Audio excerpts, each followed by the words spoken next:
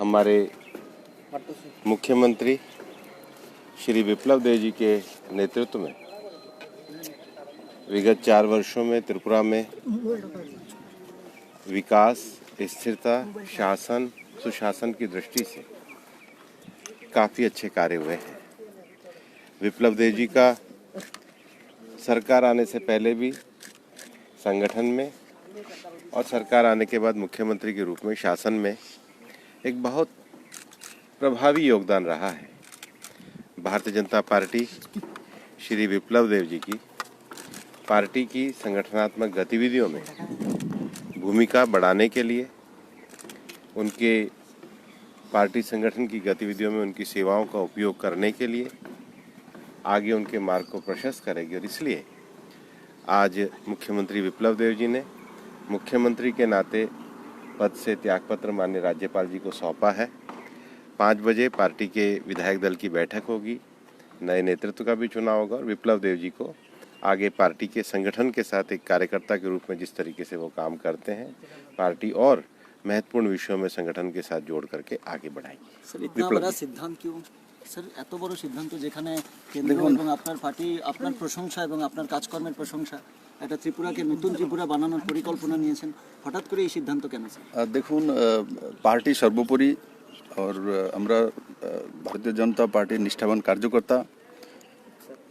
তৎকালীন অধ্যক্ষ অমিত ভাই শাহজিনী আমাকে প্রদেশ সভাপতি হিসাবে নিযুক্ত করেছিলেন ও তারপর থেকে কাজ করা শুরু করেছি ওনার মার্গদর্শনে, মাননীয় প্রধানমন্ত্রীজির মার্গদর্শনে।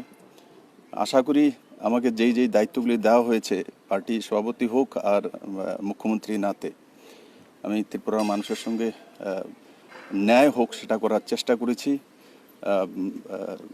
এবং ত্রিপুরার ওভারঅল ডেভেলপমেন্ট হোক, মানুষ শান্তিতে থাকুক আর কমিউনিস্ট থেকে মুক্তি পেয়ে মানুষ একটা নতুন দিশায় চলতে চাইছিল।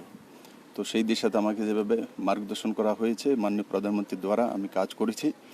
এখন পার্টি চাইছে সামনে 23-এ ইলেকশন আছে, ইলেকশনে তার জন্য সংগঠনে দায়িত্ববান কার্যকর্তাকে নিয়ে আসার জন্য।